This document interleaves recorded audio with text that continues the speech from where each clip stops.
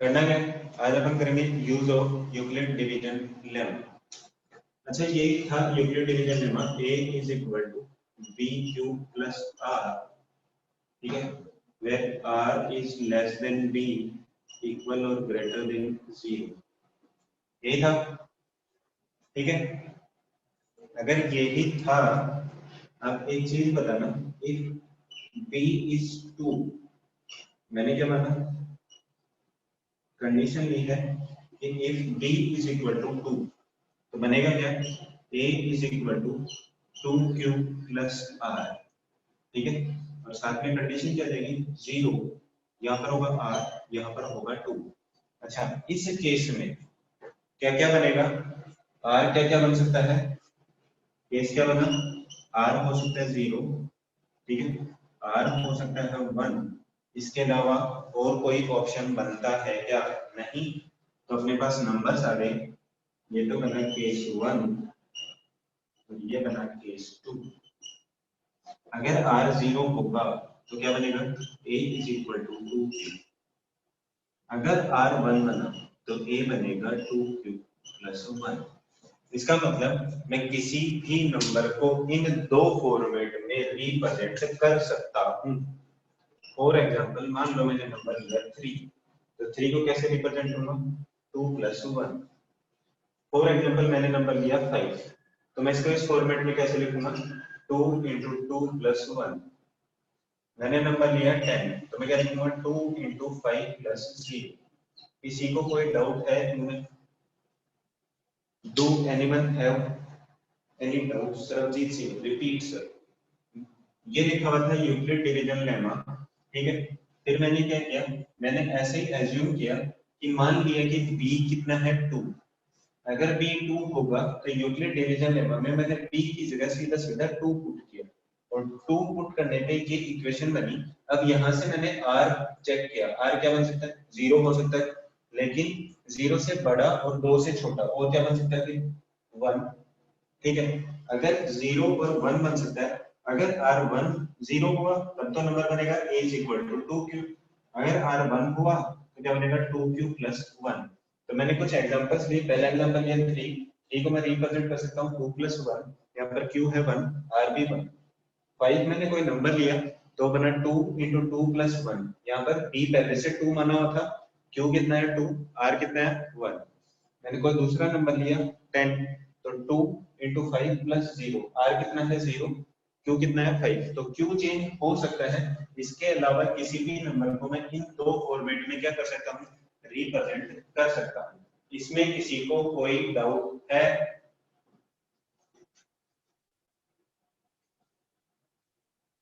Is r always 1? No, r may be 0 और 1। r क्या होगा, इन दोनों में से ही कोई एक होगा। अगर b को 2 लिया है तो मिटा दो,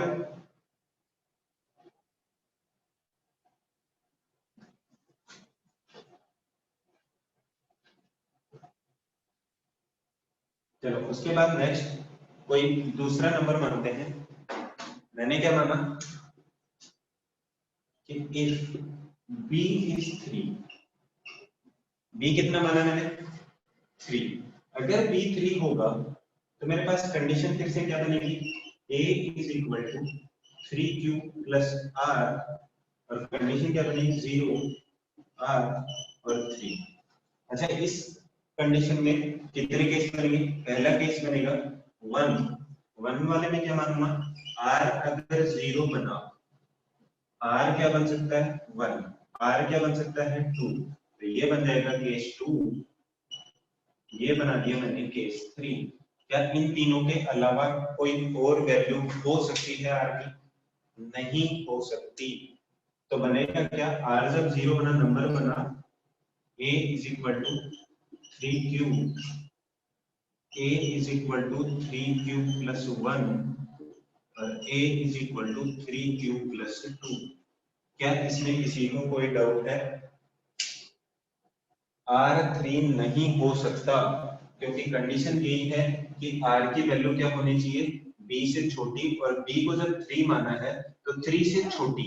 और हमेशा ये नंबर अपन किस चीज के लिए कैलकुलेट कर रहे हैं, पॉजिटिव इंटीजर्स के लिए। तो पॉजिटिव इंटीजर आर कोई भी जो 0 से 0 हो सकता है, लेकिन 0 से 3 के बीच जितनी वैल्यूज होंगी वो ही होंगी। तो 0 और 3 के बीच वैल्यूज कौन सी है? सिर्फ 2 1 दो ही वैल्यूज हैं, और एक 0 भी हो सकता है। तो टोटल कितने केस बने? 3। अब किसी को कोई डाउट है इसमें? Do anyone have any doubt? नहीं है।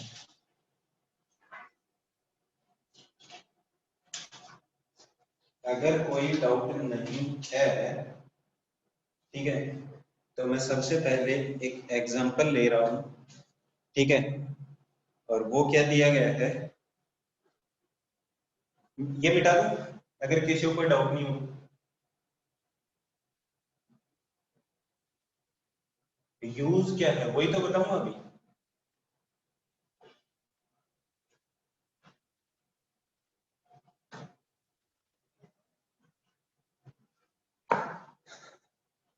देखो बोला गया है use Euclid division lemma to show that the square of any positive integer is either of the form 3n or 3m plus 1 for some integer m।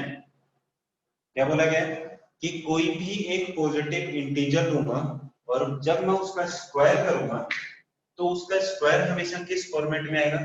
3m और 3m plus 1 के format में आएगा। कि कोई भी एक पॉजिटिव इंटीजर लिया, ठीक है, और उसका मैंने क्या किया? स्क्वायर। तो वो हमेशा 3m और 3m plus 1 के फॉर्मेट में बनेगा। इसने ये बात बोली।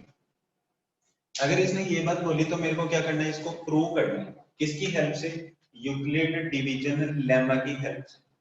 ठीक है, अब मैं इससे पहले क्या लिख रहा हूँ? यूक्लिड डिवीजन लेमा लिख रहा हूँ। वो क्या है? a is equal to bq plus r, where r is equal 0 से b के बीच। यही है। अच्छा, जब भी कोई ऐसा क्वेश्चन दिया गया हो तो आपको सबसे पहले ये देखना है कि किस चीज के लिए प्रूव करवा रहा हूं। यहाँ पर क्या दिया? 3, यहाँ पर भी क्या दिया? 3। तो हमेशा उसी चीज को क्या मानना है? b। Sir repeat the top statement कि कोई भी एक पॉजिटिव इंटीजर, कोई भी पॉजिटिव इंटीजर, उसका मैंने किया स्क्वायर, तो वो हमेशा इन दो फॉर्मेट्स में आएगा। और m हमेशा क्या होगा? एक पॉजिटिव इंटीजर।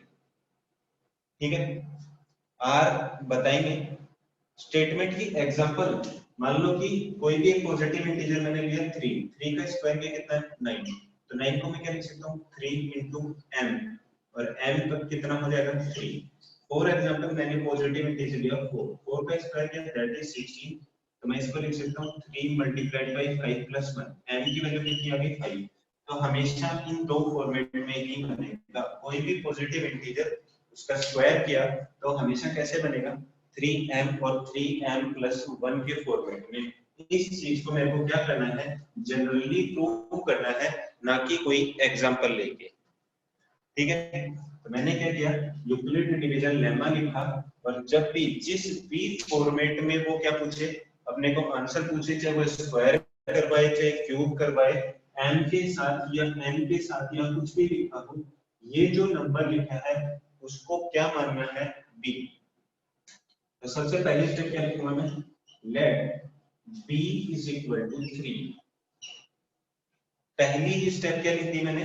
कि b को क्या मानना है ये डिसाइड करना है अपने को। ठीक है, तो पहले से उसने बोला कि 3m और 3m plus 1 के फॉर्मेट में आना चाहिए, तो मैंने b को क्या मान लिया? 3। अगर मैंने b को 3 माना तो नंबर क्या क्या पॉसिबल है? क्या बनेगा? a is equal to 3q plus r, और ये क्या बन जाएगा? 0 r, और यहाँ आएगा 3। अभी अभी अपन ने ये चेक किया था। ठीक है, तो अपने पास नंबर क्या बने? केस 1 क्या बना? r is equal to 0। अगर r 0 होगा तो नंबर क्या बनेगा? a is equal to 3q। अच्छा, a क्या माना था? a माना उस नंबर को, और नंबर क्या बना? 3q। ठीक है, और अपने को कैलकुलेट क्या करना था? उस नंबर का स्क्वायर। अगर उस नंबर का स्क्वायर करना है तो मैं क्या करूंगा, a का स्क्वायर करूंगा। तो अगर नंबर a है तो a स्क्वायर कितना बन जाएगा, 3q का होल स्क्वायर। और 3q का होल स्क्वायर क्या बनेगा, a square is equal to 9q square.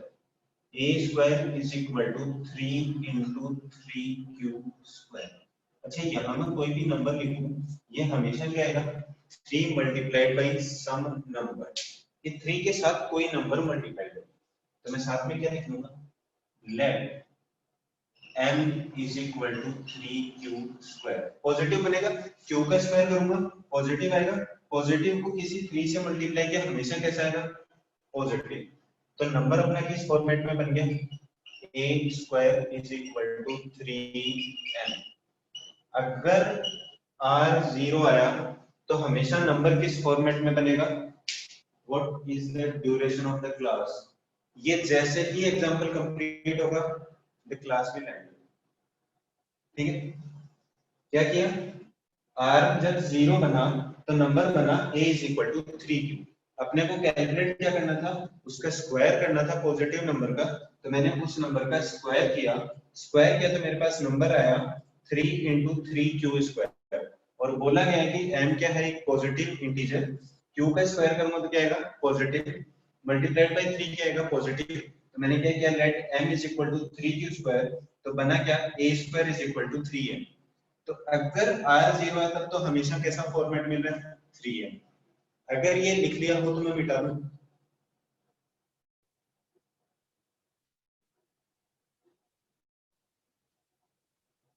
m is equal to 3q square. क्यों लिया, क्योंकि अपने को जो भी नंबर बनाना है वो या तो इस फॉर्मेट में बनाना है या इस फॉर्मेट में बनाना है। इस फॉर्मेट में बनाने के लिए स्क्वायर को, एक 3 को अलग कर लिया, बाकी जो भी रिमेनिंग पार्ट होगा उसको अपन क्या बोल देंगे, m। if r is equal to 2, हम बाकी के केसेस करेंगे, अभी सिर्फ केस 1 सॉल्व किया मैंने, अभी 2 केस और पेंडिंग है। ठीक है, r जैसे 0 हुआ, पहला केस है 3 के साथ कोई नंबर लेना, 3 के साथ जो भी नंबर है उसको मैंने बोल दिया m। लेकिन 3 क्या होना चाहिए, common. Sir please repeat the last step.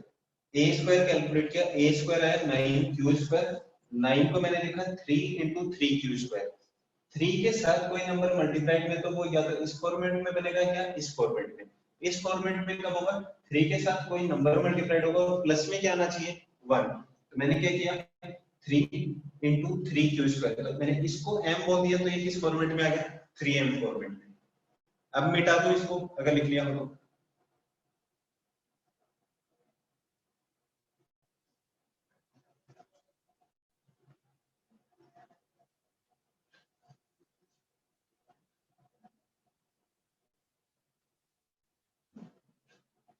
अच्छा दूसरा केस क्या बनेगा, लिख रहा हूं केस 2। केस 2 में क्या बना मैंने, r को माना 1, r1 माना तो नंबर बना a is equal to 3q plus 1। ये बनेगा, अगर ये बना, मेरे को कैलकुलेट क्या करना था, इस नंबर का स्क्वायर। और जैसे मैं इस नंबर का स्क्वायर करूंगा मेरे पास आएगा a square is equal to 3q plus 1 का होल स्क्वायर। इसको a प्लस b की आइडेंटिटी से जब मैंने एक्सपेंड किया तो नंबर आया 9q स्क्वायर प्लस 6q और प्लस में 1। ठीक है, नंबर आया a स्क्वायर। मेरे को क्या लेना है, एक 3 बाहर रखना है, इस वाले में भी 3 है, इस वाले में भी 3 है। तो मैं क्या करूंगा, एक 3 को मैंने बाहर लिया, इसमें से 3 कॉमन आ रहा है, क्या बनेगा 3 का क्यू स्क्वायर। इसमें से एक 3 बाहर दिया गया है 2q और प्लस का 1। अभी बोला था इन दोनों में से कोई एक फॉर्मेट हमेशा बनेगा, और हमेशा बना तो मैंने कहा था 3 के साथ जो भी मल्टीप्लाइड में हो उसको मैं क्या बोल दूंगा, हाँ हर केस में सेम स्टेप्स फॉलो करने हैं। क्या किया, इस वाले को मैं क्या बोलूंगा फिर से, let 3q square plus 2q is equal to m। तो नंबर क्या बन जाएगा, a square is equal to 3m plus 1। फिर से कौन सा फॉर्मेट मिला मेरे को, ये वाला ही। इज इट क्लियर,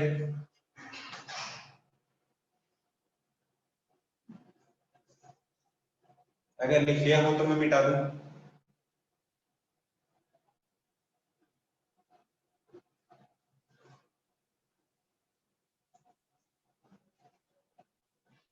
चलो अब अपन लेते हैं लास्ट केस।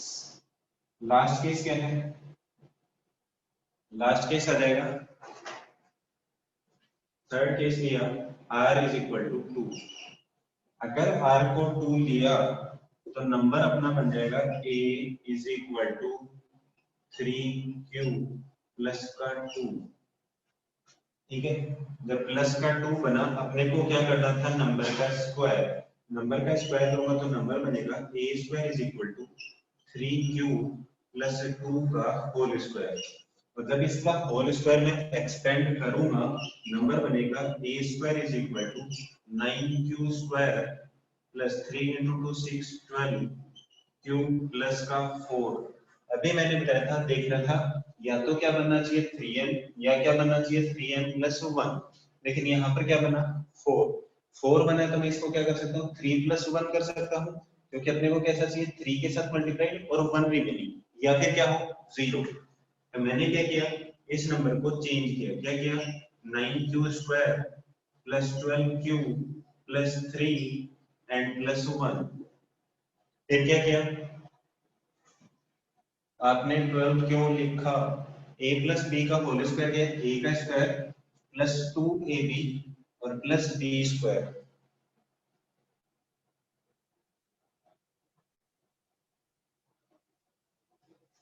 ठीक है, अब क्या करूंगा, a स्क्वायर, और मैंने बोला था जब 3 कॉमन लेना है, तो जब मैंने 3 कॉमन लिया तो नंबर आया 3q square plus 4q plus का 1 और प्लस 1। ये वाला पार्ट अलग है, ये कंप्लीट 3 के साथ मल्टीप्लाइड है, तो मैं इसको फिर से क्या बोलूंगा, let 3q square plus 4q plus 1 is equal to m।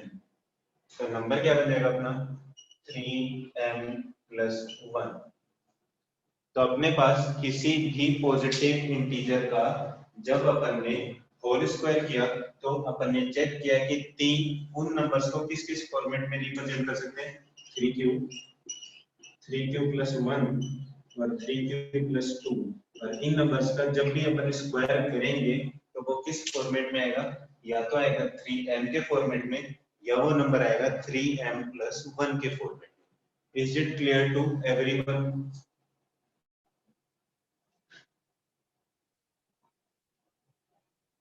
This is not theorem, ये यूज है यूक्लिड डिवीजन लेमा का, किसी भी नंबर को किसी भी फॉर्मेट में कन्वर्ट करने का या उसका प्रूफ देने का, कि जनरली ये चीज कैसे प्रूव हो। ठीक है, अगर सिंपल किसी नंबर को एग्जांपल लेके प्रूव करना हो तो कर सकते हैं। फॉर एग्जांपल मान लो मैंने कोई भी नंबर लिया 7, पॉजिटिव इंटीजर है, इसका स्क्वायर किया तो क्या आया, स्क्वायर किया तो नंबर आया 49। ठीक है, 49 को अब मैं क्या करूंगा, या तो इस फॉर्मेट में लिखूंगा या इस फॉर्मेट में लिखूंगा। तो मैंने इस फॉर्मेट में ही लिख सकता हूं इसको, क्योंकि इस फॉर्मेट में नहीं लिखा है। तो नंबर क्या बनेगा 3 into 16 plus 1। तो 16 is the value of, ठीक है। अब किसी ने पूछा सर अगर नंबर 9m plus 1 होगा तो 9 केसेस बनेंगे। हाँ जी, और कोई doubt? Should we take another example for better explanation?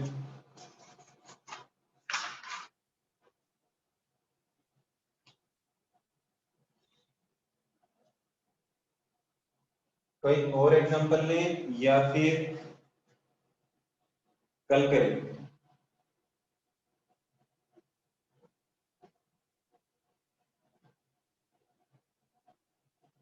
कल, चलो फिर होमवर्क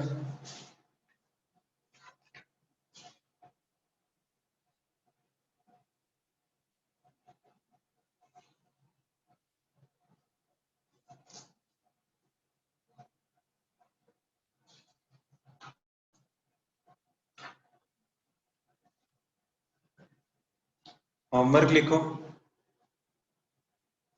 हाँ जी, होमवर्क। घर पे ही हो ना कि इसीलिए होमवर्क।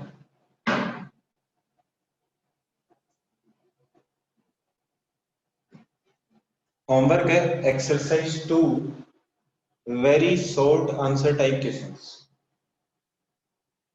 ओनली।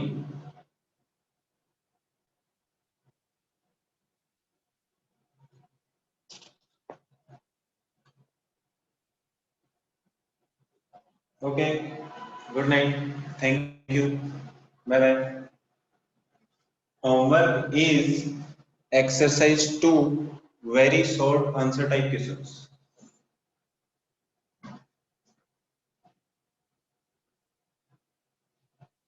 डाउट होगा तो नेक्स्ट क्लास में डिस्कस होगा। ओके।